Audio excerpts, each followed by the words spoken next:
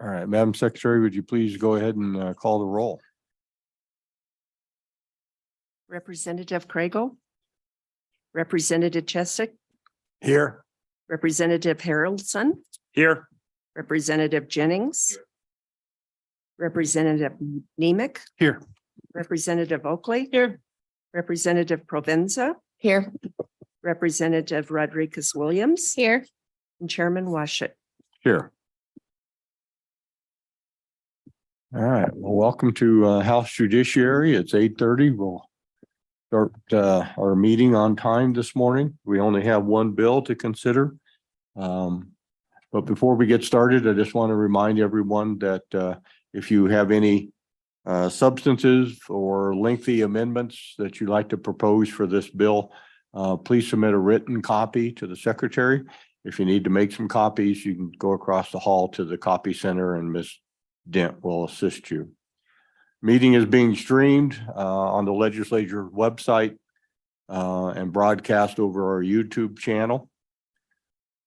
We'll take testimony today from the agencies involved in this bill, and then we will take some public comment, both live in the room and online.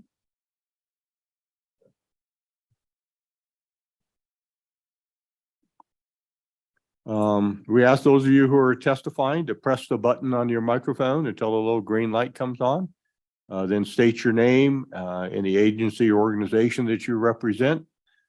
Please speak clearly and loud so we can hear you, and our listening audience, both here in the room and online, can hear you as well.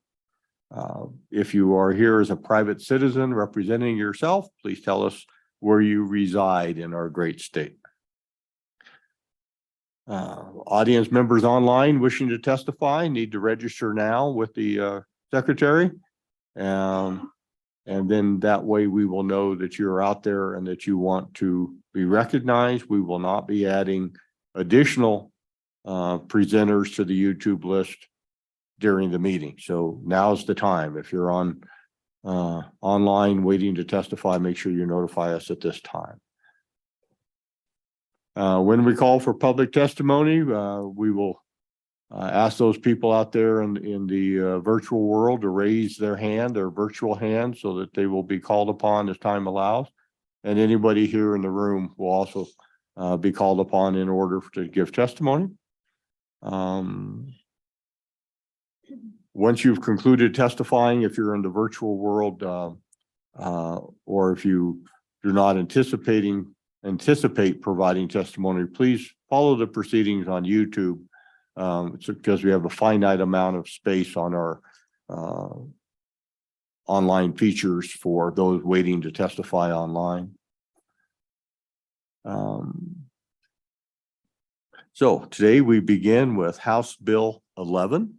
I'd like to call on Director Westby and his team to come up and let's kind of give us the backstory to the bill, and then we'll walk through it with the committee after we hear from the Wyoming retirement system. So welcome, Director Westby, and tell us what we need to know. Thank you, Mr. Chairman, committee. Nice to see you all. Welcome to the new members to the House, as well as to the new members of this committee. We've been in front of this committee a couple times, which is something relatively new for our agency to come in front of the judiciary, but really appreciate the opportunity. We got to speak in Lander, I believe, was our first meeting, and then moved on to Casper for the actual reading of the bill, kind of working of the bill. And so I know there's some relatively new people here. So if it's all right with you, I'll go through, like you said, a little bit of the history, and then go into any of your questions. Again, Darren Westby, Director of State Parks and Cultural Resources. Thank you. I should have remembered that. This is the second time I've forgotten. This bill, Mr. Chairman and committee, was brought forward as an interim topic, kind of an aha embarrassment moment as a director. I've found Mark Coughlin is our chief law enforcement ranger for state parks, and Deputy Nick Nalen on the state park side of the house brought to my attention that our rangers, our law enforcement personnel within our state park system was not included in the law enforcement retirement plan. For some reason, I always thought they were. I know a couple of years ago, we had the opportunity to get them into the death and disability side of the house. And for some reason, I thought that meant everything. Well, shame on me, and it's egg on my face for not realizing the difference of the program that they got into. These law enforcement personnel that we have in our state park system are fully accredited, post-certified law enforcement agents. They see on a daily basis the same, if not more, than most law enforcement personnel within the state. I see the training that they go through on an annual basis, and I invite you anytime that you're in the area to attend one of those trainings. Not only do they certify on their weapons that they carry, but they go through specific type of trainings related to what we normally see in a campground or normally see on a state park, just to try to ensure that their memorization skills, I guess muscle memory is more, and he can attest a lot better than I can on what they actually do and why it's important. But what we want, us as an agency and you as a legislature and you as a citizen, you want a very well trained, very well educated workforce that is going to ensure that they're doing the proper job to protect our citizenry. And so with that, this training is important. We've had, I'll take a step back and just go into just for an example, Glendo State Park. Representative Harrelson, you probably know it way too well. On a busy weekend, there'll be 25, 26, sometimes 30,000 people on Glendo State Park. That can be one of the top 5, if not top 3 communities in the state of Wyoming.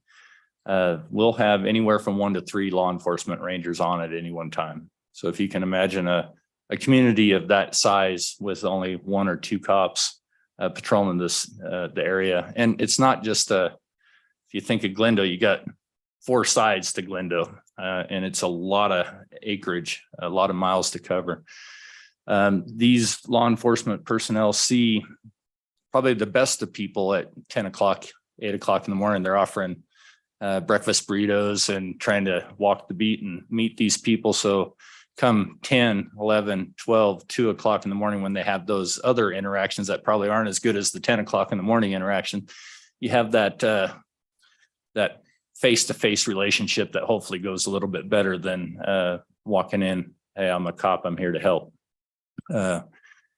Our law enforcement program manager, Mark Coughlin, has done a tremendous job of trying to change the mentality of the rangers, not only who we hire, but the law enforcement rangers of those that we have on employ right now, to what's called the Ranger First program. And it's really to put forward the interpretation and education rather than citation. We want to educate our visitors rather than bring the hammer down with cuffs and citations. And over the course of the last couple of years, our system has changed significantly.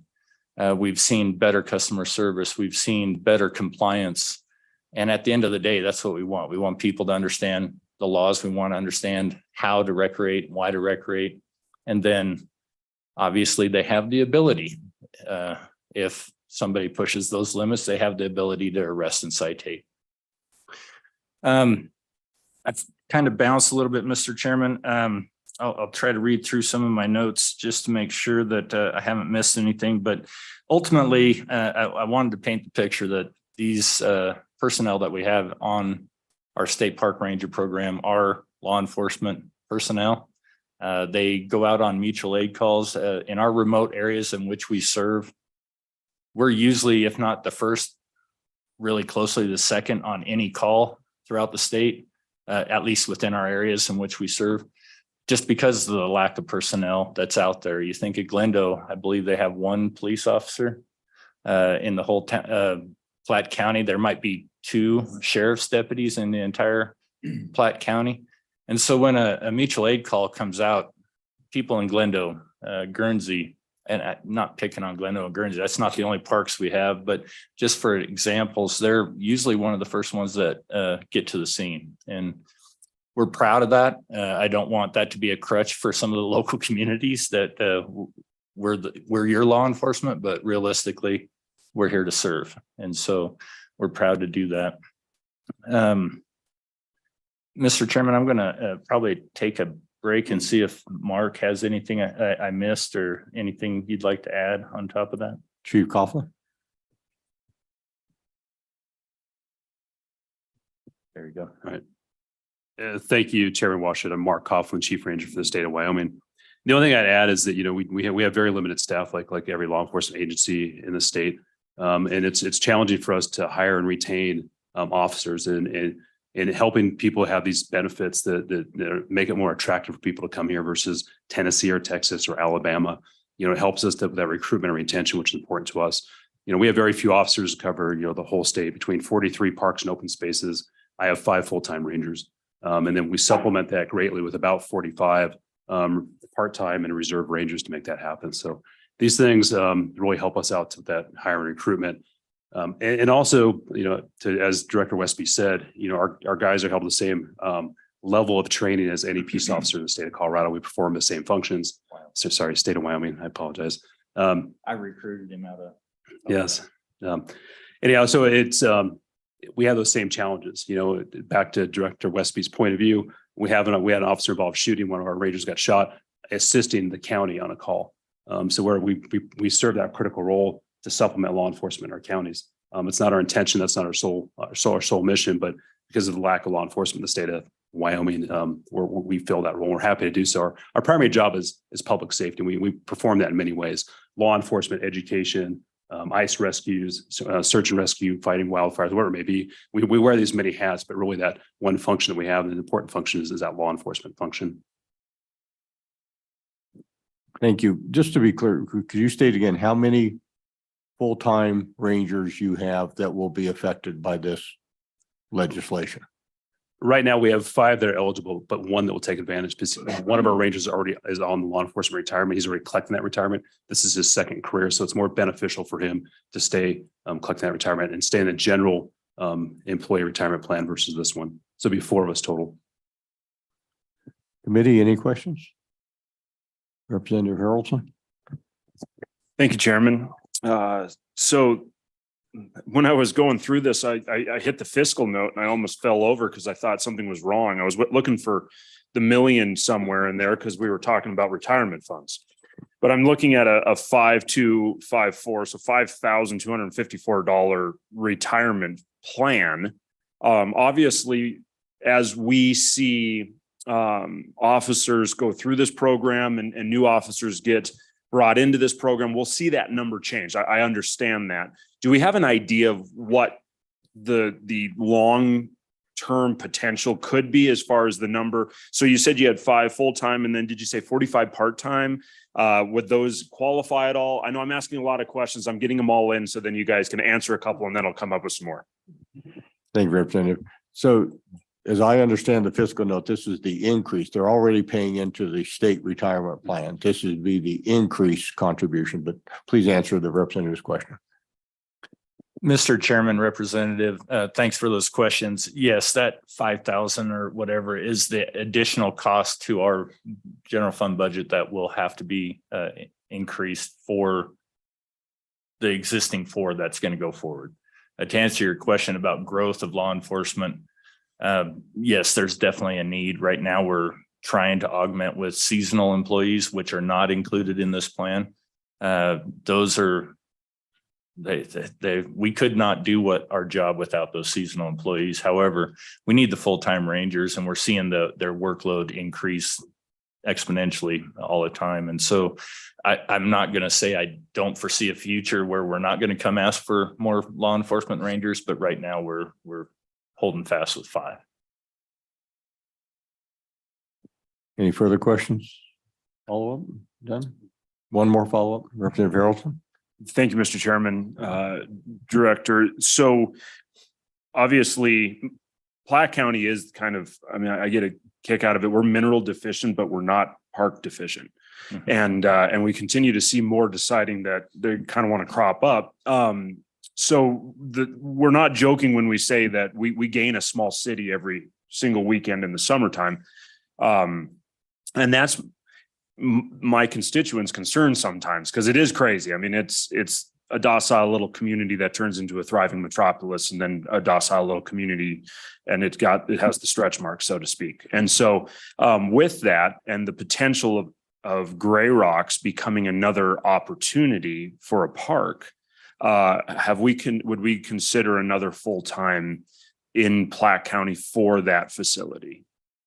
Director. Mr. Chairman, Representative, and I'll take a first swing at it, and Mark, our deputy, can clean up if I screw it up. But if we add something like another relatively decent sized water park that requires significant law enforcement, I definitely could see in that cohort of Guernsey, Glendo, then Gray Rocks needing another full-time personnel.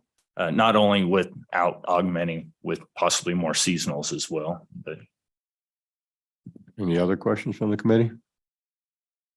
All right, thank you. Hey, stay close. We may have some after we hear from the Wyoming retirement system folks. So. Okay.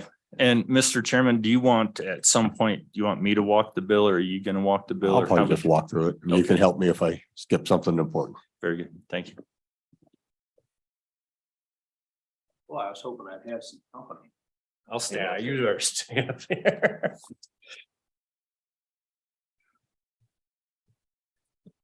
Executive Director Swindell, thank you for being here this morning. Mr. Chairman, members of the committee, I'm kind of like Darren. We don't appear too much before the Judiciary Committee. The JAC is normally our home committee for retirement issues, but we're pleased to attend the meeting in Casper, and we're pleased to provide some expertise and actuarial analysis of the matters at hand here. I'm David Swindell. I'm the Executive Director of the Wyoming Retirement System. And this has been an issue ever since I've been with the retirement system. I've been with the system 9 years. People on the staff knew it was an issue before that. What's the status of parks rangers vis-a-vis all the retirement plans that my agency administers?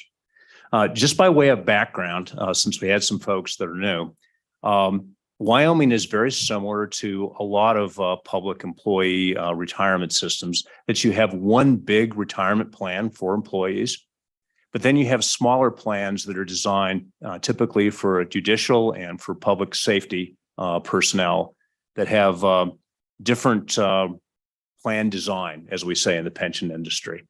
And in public safety plans, like our law enforcement plan, the benefit is a little larger.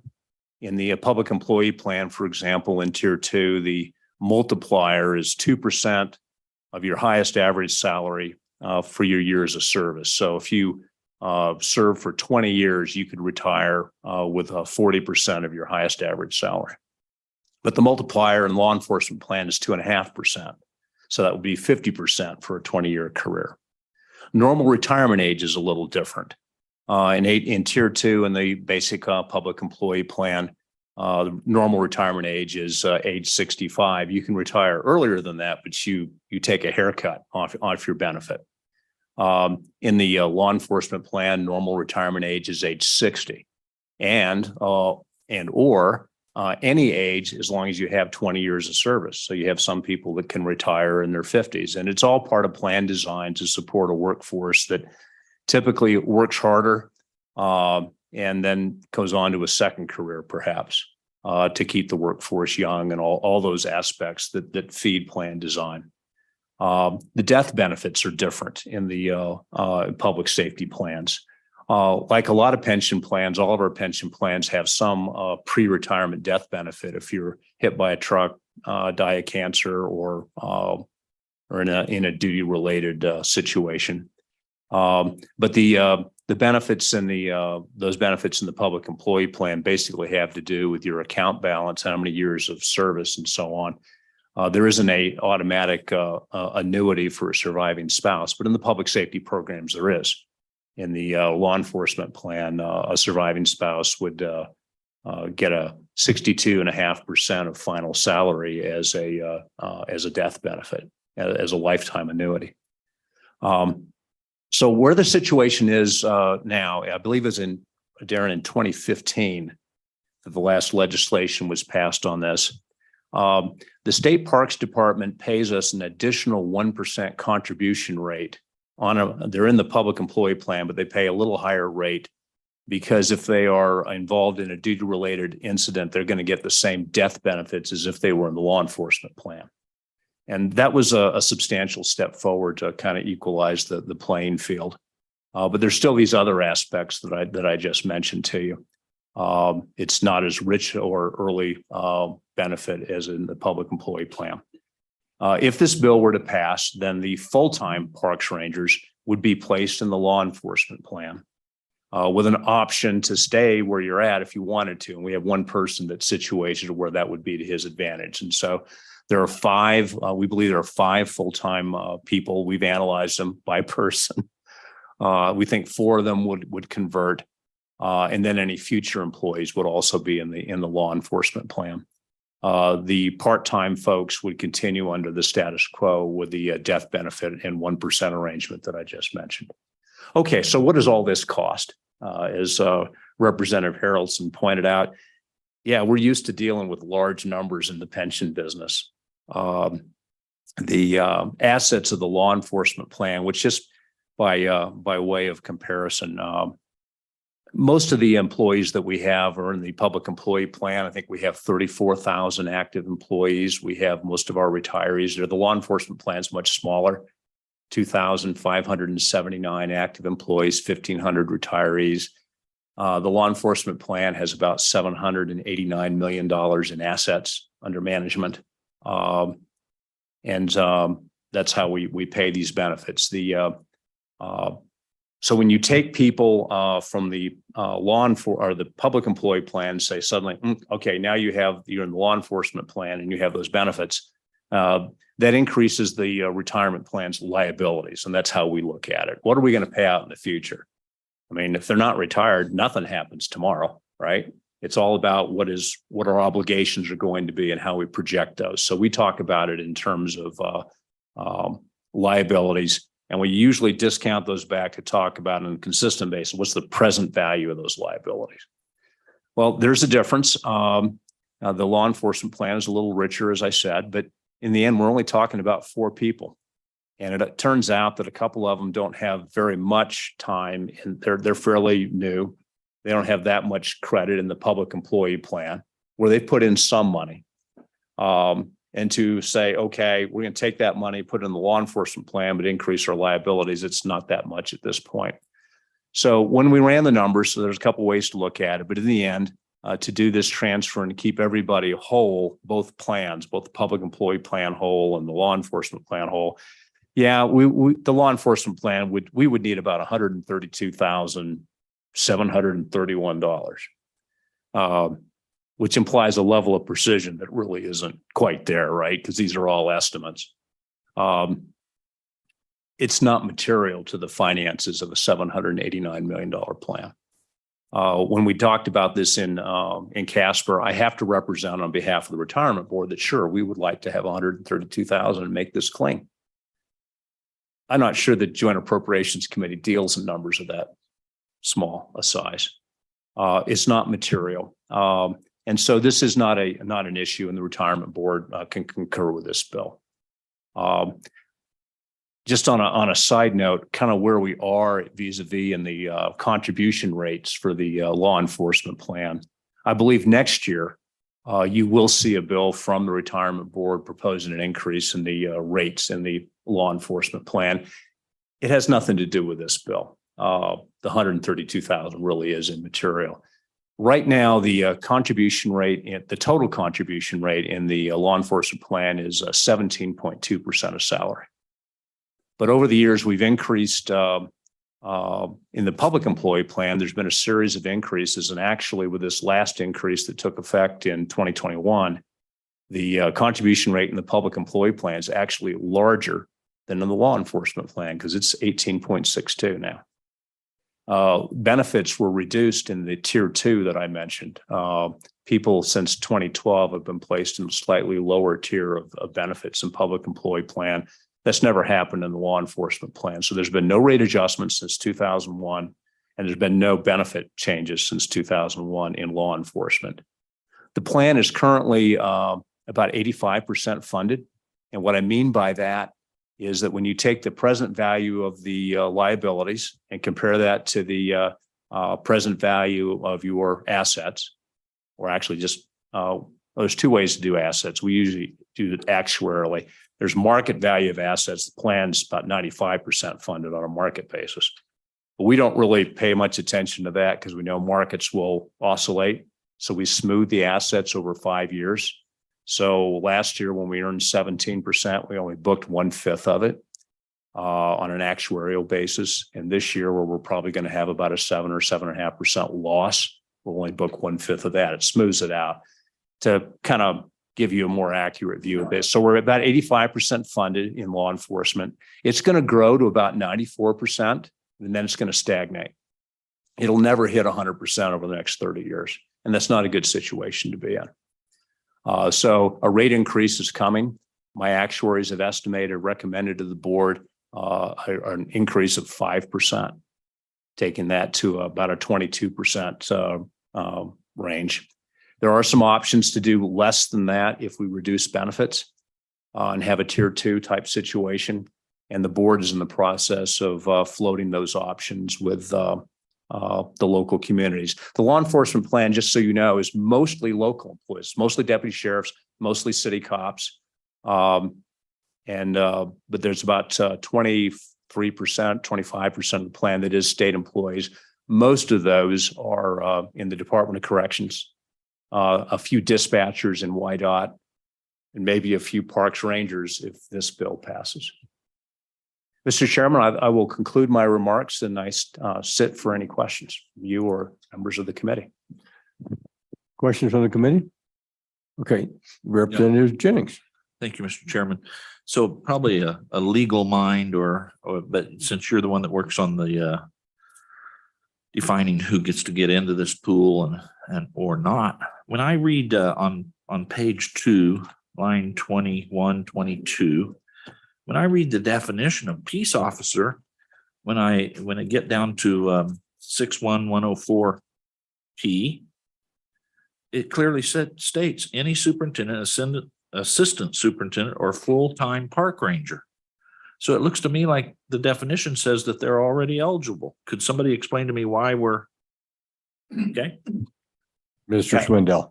Mr. Chairman, Representative Jennings, you're exactly correct. That part of the statutes you referred to talks about who is a peace officer. And it says the parks rangers it enumerates a lot of categories, just as you said, and parks rangers are part of it. So they're a peace officer. That's not what impacts the retirement plan, though. Because who is in the law enforcement plan is dictated as in another part of the statute in 9-3432 that talks about who is a law enforcement officer for purposes of the retirement plan. And parks rangers are not included in that right now. So yes, for purposes of defining, I guess, who is a peace officer in Wyoming, was that section 6-104. Yep, they're defined as a law enforcement officer, but that doesn't put them into the law enforcement pension plan. That's done as part of the Wyoming Retirement Act, and right now they are not included in that. Thank you, Mr. Swindell. So this illustrates part of the underlying question with this bill, right? When Director Westby would mention to people that they're not in the law enforcement retirement plan, the first response of most folks has been, really? Why not? And it's just, I would say, oversight, a lack of action from the legislature to make sure that the involved members in the pension statute match up with the defined peace officers. Because the park rangers, you might remember a year and a half ago, we had a state trooper shot in Sinks Canyon. And the first responding officers to assist that injured trooper was the state park ranger. And so this happens frequently. These guys are law enforcement and they respond to the same types of calls drunk and disorderly and all sorts of things. So they deal with the same issues as any other law enforcement officer in the state. Representative Rodriguez-Williams. Thank you, Mr. Chairman. Mr. Wendell, since we're on the topic of law enforcement retirement plan, just curious if you can tell me when was the last time that there was a cost of living adjustment? Thank you. Mr. Chairman, Swindell. or Representative, the Wyoming retirement system last paid a inflation adjustment in 2008, and one needed to be retired for 2 years in order to receive it, i.e. 2006. So we have not paid an inflation adjustment since 2008 in any of the plans, other than Fire A, which was a bill of last season. We that had a mandatory 3% COLA, which was ceased by the legislation passed last season. But other for the law enforcement plan and all the other pension plans other than Fire A, there have been no changes since 2008. Because you rarely appear before this committee, you might anticipate a few questions, a little off topic, but Representative Rodriguez-Williams, any follow-up? No, thank you, Mr. Chairman. Any further questions? Representative Jennings. So thank you, Mr. Chairman. So when I go to 93432, and I just want to make sure I'm understanding this correctly before I vote on it. It says any peace officer as defined is eligible. And so for disability, and clearly we went back there and we read that, and they are clearly defined as a peace officer. So when I read the new part that we're trying to put in place, this is essentially on those 4 or 5 people, 4 people, they wish to stay in the regular retirement.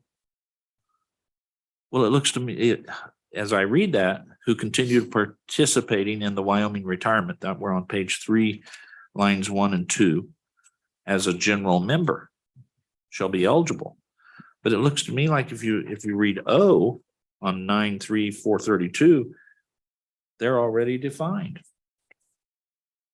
Mr. Chairman, let Director me take a Westby. swing at it, and then you can try to correct me if I'm wrong. But the way I understand, Mr. Chairman, Representative Jennings, the way I understand why this is written the way it is we have that opportunity to have our members not elect to go into it. What we were concerned about was if they choose to not elect to go into the law enforcement plan, this amendment that goes in there allows them to still be eligible for death and disability part of the benefit. Director Westby, I think the question was, why aren't they already in the plan, given this language?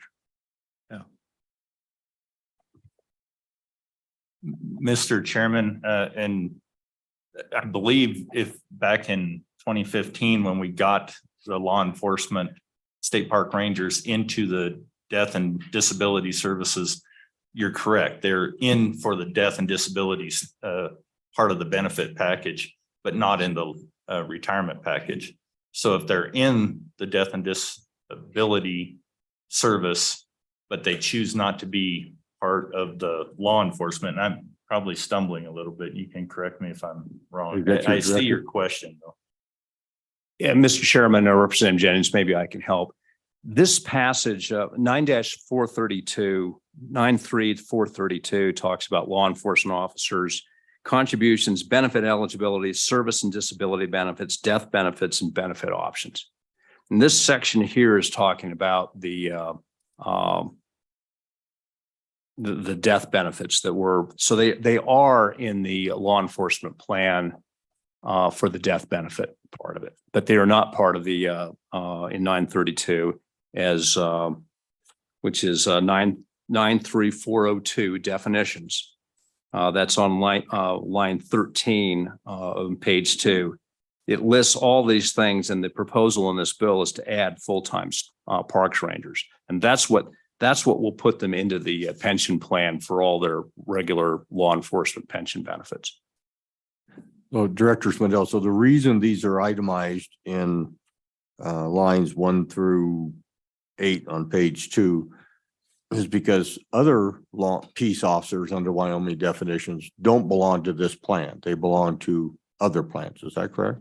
There are some that do, Mr. Chairman. We state troopers are in the warden and patrol plan, sworn game wardens are in the warden and patrol plan. For example, that's a separate pension plan that we administer with somewhat similar benefits to the law enforcement plan, but not quite identical. So anyway, in order to put people into the pension plan for pension benefits, it needs to be enumerated in this section 9-3402 defines who is a law enforcement officer for purposes of the pension plan. And that's, if we're going to add parks rangers, we need that addition in line 13 where it adds full-time state parks rangers. Although there is a section in the code in the Wyoming Retirement Act in 9-3432 where it talks about law enforcement benefits, that does talk about peace officers in 61104. That's in the disability and death benefit section. And that's where the parks rangers are authorized to receive these death benefits if they pay the 1%. So it's as the chairman mentioned, it's a little bit of a mismatch. It's been an issue ever since I've been in the retirement system as to why state full-time, state parks rangers aren't in the law enforcement plan, because it seems like they should be. But they are not. Representative Kriegel. Thank you, Mr. Chairman. If it's okay with you, I'd take a stab at the explanation. I mean, from the interim, I guess we have a little bit of background on this. Please. So, thank you, Mr. Chairman. So within the retirement statutes, they use the terminology law enforcement officer rather than peace officer. And so law enforcement officer, if you look on line 13, page 2, that's the amendment. That's actually the substantive amendment for this bill. That's it right there. That's what we're actually doing. The part down where you're asking Representative Jennings on line 21 through that, where we're adding in that additional language, that's a carve out for the existing employees that do not want to swap over to the law enforcement retirement and want to stay because they're almost at retirement age. And if they swap over, they're going to lose money, lose benefits by doing so. And that's a carve. So that was the carve out we had to put in to protect them. Representative Jennings, that help? Clear as mud. Any other questions for witnesses? All right, we'll go to the public comment. Anyone else in the room wishing to testify? Mr. Oderkoven, please come up. Do we have anyone on Zoom wishing to testify? No? Okay.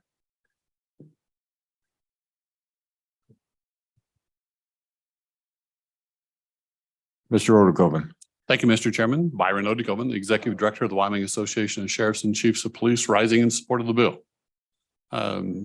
We believe that this is a healthy addition to the Wyoming retirement system and the law enforcement plan to include clearly those 5 peace officers within the definition of the retirement plan, where one may choose to not participate, as we just discussed, because he already has a greater benefit if he doesn't, thus the confusing language.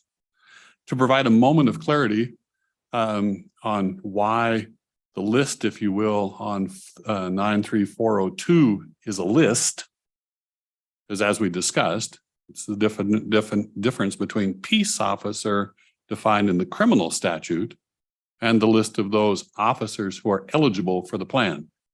Having sat in joint appropriations at the golden moment that the list was presented, it was more of a all in favor of outfitters, aye, peace, park rangers, no, motion pass. Yeah, I mean, it was down through the list, division by division, group by group. Are you in or are you out? And there's a host of them. If you look at the history of 93402, there's a whole history of groups who were out on the first vote and in on the subsequent vote. And park rangers didn't make the subsequent vote. Simple as that, Mr. Chairman. So here we are today, fixing that oversight, I believe, and adding them appropriately to the Wyoming retirement system. In terms of the health of the system, the question was a COLA. And the market adjustment of 2008 was a market adjustment across the whole system, if you will.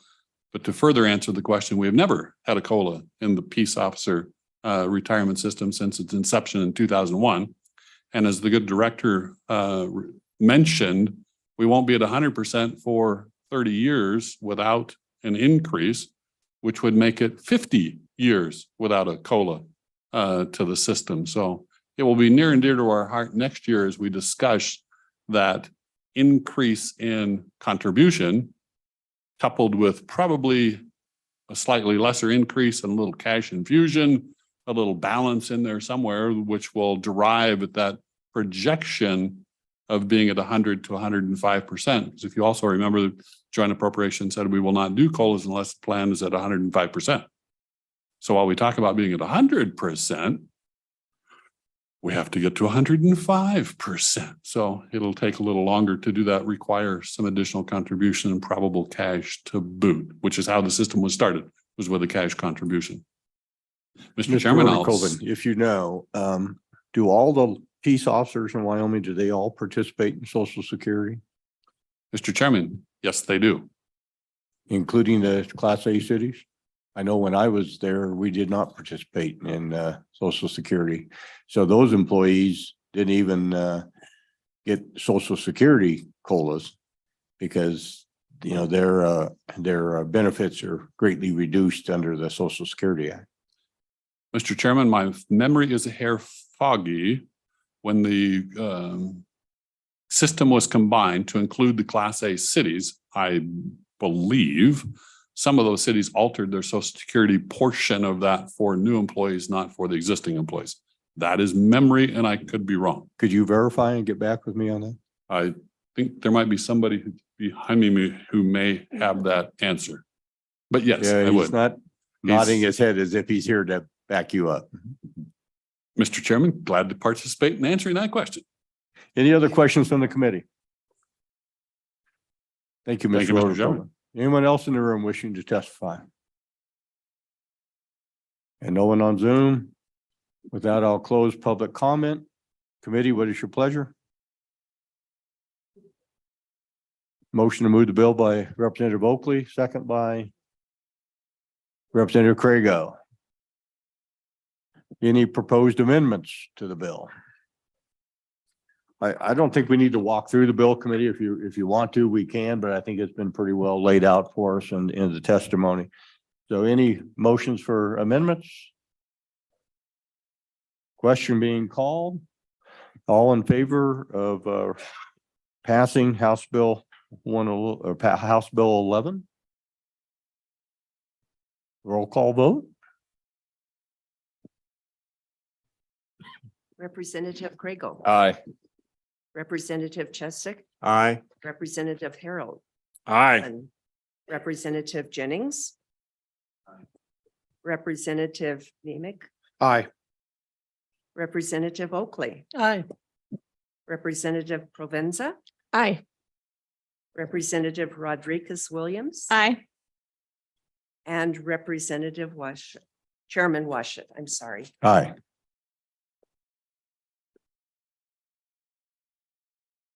So House Bill 11 passes 9-0 out of Judiciary Committee and will go to the Committee of the Whole. Any further comments, members? Just aside, thank you all for coming to the committee members for coming to the briefing this morning by DCI on fentanyl. I hope you found that was a good use of your time. And it's my anticipation that we'll have at least a few more briefings on different topics before the session ends and continue our learning process. So with that, you can take us off